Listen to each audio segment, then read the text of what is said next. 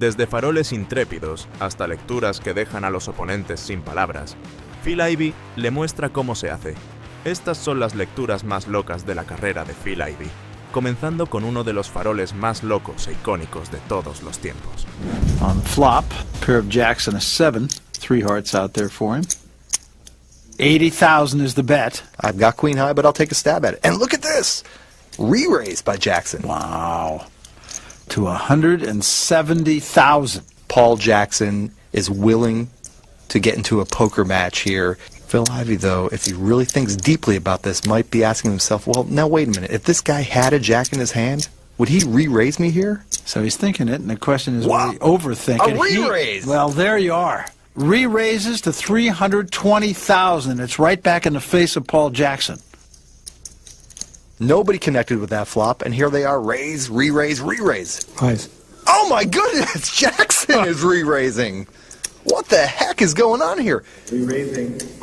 Another 150,000, now it's up to 470. Almost 1 million chips in this pot now. How much you got left? 360. I don't see how he can possibly continue in this hand. Everything Paul Jackson has done. All in. What? That's why we're here and they're there. Absolutely astonishing poker. At which point drinking is in? Hay una razón por la que dicen que el póker sin miedo es el mejor póker. Y hablando de póker sin miedo... Phil Ivey suspects something, raises Barry, but it looks like Lex, who's got a decent hand, suspects that they're both out of line. And he's right. Nice play by Lex, 51-6. 51-6 total. How much more are you playing? 140 something? 130, 140 more? Doesn't want Barry to know he raised him with air.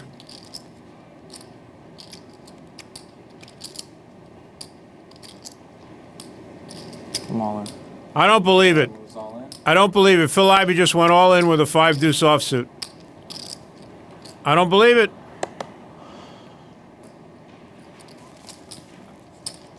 I thought you were just angry at Barry. I am. That is one of the great bluffs Nice. in the history of high-stakes poker. Seamos realistas, si cualquier otro jugador hiciera esto, se vería como un idiota. No intenten eso en casa, niños. Lo siguiente es una mano loca de un juego de fe de efectivo del icónico programa de televisión Póker After Dark. Retomamos la acción con Mercier, que decide hacer una triple apuesta con un squeeze desde la ciega pequeña contra 3 jugadores. Todos se retiran excepto Ivey, que está a punto de encontrarse en otra situación complicada con mucho dinero en juego. Good flop for Phil. No ace, no king, no queen. If Jason didn't have it before, it's unlikely he has it now. Jason does have an inside straight draw, would make a straight with a 5. And he bets 28-7. Let's see what Phil does here. We know he's not going out. Who was going to lose the $4 million? No, all of us. No, he just offered. No one We offered $3 million. You offered Ivey $3 million raises for him? 50,000. I don't see any way Jason's calling. What's it nose? He's all in. I don't see how Phil Ivey can call. If Jason had aces or kings, he'd play it the same way. Little glance at Jason. And he calls. Once or twice. What a call by Phil Ivey. Maybe ace high. Want to run twice or once? I only want to do it once. I could have answered that question, Jason. You're going to have to catch your 5 or your ace. Not to feel so bad. I mean, I see the king 10 and the king 3.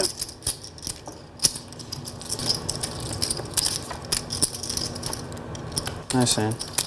Welcome to the Ivy world, Jason. Raise here from Patrick Antonius after a limp from Phil Ivey. Phil limped with the ace-4 to call a raise. Here's the flop. 10-5 deuce. And Patrick Antonius a top pair. Phil Ivey now with the gut shot wheel draw. Needs a 3 to make that wheel. You're not planning on doing the whole 5,100. win bonus. Quick tip for the audience, if you work out that you've got 7 cards to improve, a quick way to work out what percentage you've got is just to multiply those outs by 4. 7 of diamonds, not a help. And Phil Ivey still with the same 7 outs. Or somehow he needs Antonius to fold. Which right now is going to be a bit tricky. Talking about the most penetrating eyes in poker. Patrick Antonius, Phil Ivey, 2 players I certainly don't want to be playing against. 13,000. Pot is now nearly 31,000. 13,000 over to Ivey. Well, he's reaching for the chips. He's not going anywhere by the looks of things. Well, looks like he's got something more creative lined up. That looks like 33,000 to me. 33,000.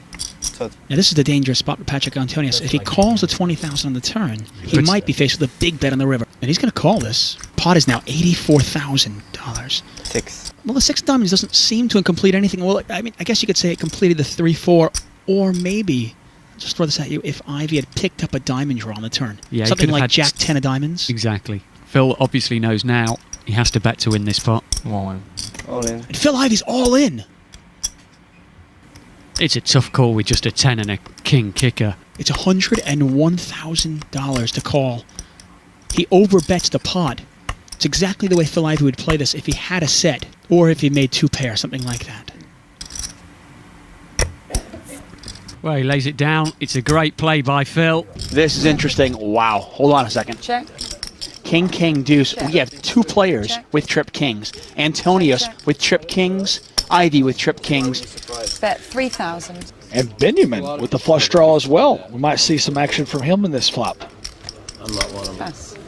This is an action flop, to say the least. Well, Benjamin's not stupid. He knows a paired board. He's not going to play a flush draw that strong, is he? No, but I knew he would at least see this turn card. Oh, wow. What a card for Benjamin's hand. And look at this. Benjamin Check. has the flush on the turn. Check. Ivey and Antonius with trip kings. Ivey in terrible shape. Bet 10,000. The only thing that's suspicious about this is he's got 2 callers. There's only 1 other king left in the deck. So I don't know if I'm Patrick Antonius if I bet there or not. Cool. King deuce suited, king 4 suited. Those are the kind of hands somebody might be in there with. Cool. Well, call. Go to the river. And this pot, 44,000. Here's the river. 5. 5 of diamonds. That's going to be an action killer. I was going to say that's going to crush the action because now there's 4 to a flush on the board. Check. Wow, I think Bet 40,000. Phil Ivey's plowing into this. Think about the way the hand was played. If you're Benjamin, you go, okay, well, maybe one of my opponents has a king. Is there a chance the other one's got an ace of diamonds?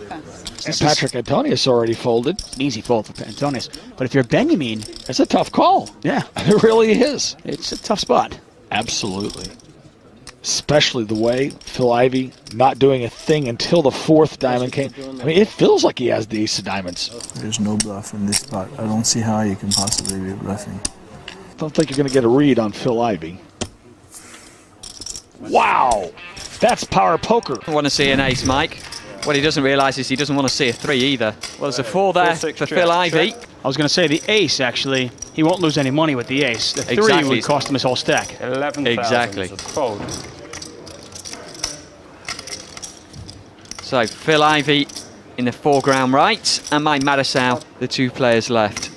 Now Ivey is out of position. He's got bottom pair with top kicker. He's a 4-1 dog here. Cool. He's called, trying to play catch up. Turn card, jack. Now that's a very, very dangerous card here. Not only is it the 3rd club, but it's a top pair. Can Ivey represent that? Well, it's gone check, check. 7. Well, he's got the king of clubs, Mike. Check. Check from Phil. Now can Mike remember if he's got a club or not? I think he does. And you imagine a value bet will come in here. I can't see Ivey calling, can you? Forgot what I have. He's just going to have a look back. I was right. He couldn't remember whether he had a club or not. Pot is $37,800. 15,000. Get a $15,000 bet from Madisau. Action back to Ivey. The bet laying Phil 3-1 to call this bet. Well, he's decided 52,000 total. He's decided to re-raise it. Now how much does Mike like his bet? Well, obviously, Madisau cannot beat the ace of clubs. He also cannot beat a full house. There's a paired board out there. I mean, the way this hand is played, is it possible for Ivey to have a full house here? Can't believe I'm thinking of folding this hand. I mean, none of these guys would have beat the pot and they would have laughed in my face. And of course, Mike Madisau started this hand with just under $100,000. Philly. Why do you do this to me, Philly? The pot is nearly $105,000. Oh, wow. And he throws laid it away. Down. Oh, my.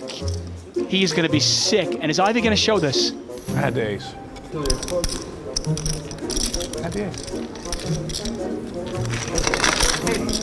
Meditates every day, eats a very strict diet. You can see, you know, he's very lean, right? He is just so damn good. I mean, I think short deck also in terms of just from brief conversations with him, I think it's the game he likes playing. A lot of finesse. Just super creative, and you know, in a certain sense, he's kind of been right both times, even though he actually lost those pots. His feel was right. It's just the run out didn't really work out exactly. for him. But yeah.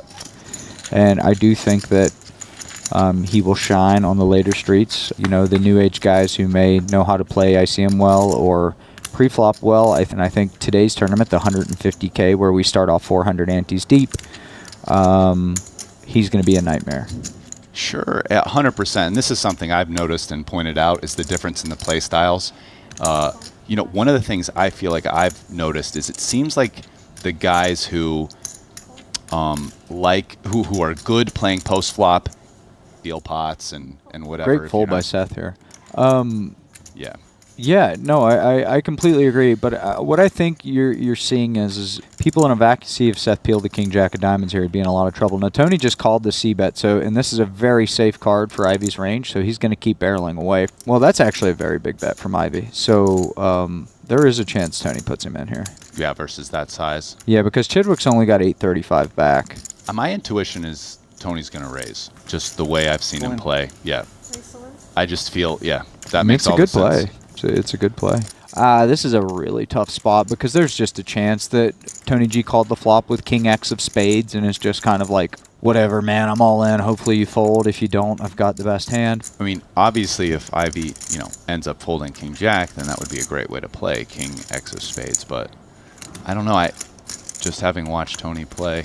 I mean, you ace 9 of spades, 9 8 of spades, yeah, 10 9 of spades. Yeah, certainly. All of those ace 8 of spades, all those call the flop for one. You know, gut shots, you hit a gut shot 25% of the time by the river. If you got a backdoor flush draw. Yeah, I mean, I made the observation before. I mean, when Ivey's on, it is amazing how far he can go in he goes in tournaments consistently. He's unbelievable. So, and I mean, if he folds here, it'll be precisely because of folds like this. Yep. Right. You're starting to make... What a fold. Y eso ha sido todo por el video de hoy. Si te ha gustado, no te olvides de apoyarnos con un grandísimo like, suscribiéndote y activando la campanita de notificaciones para no perderte de un próximo video.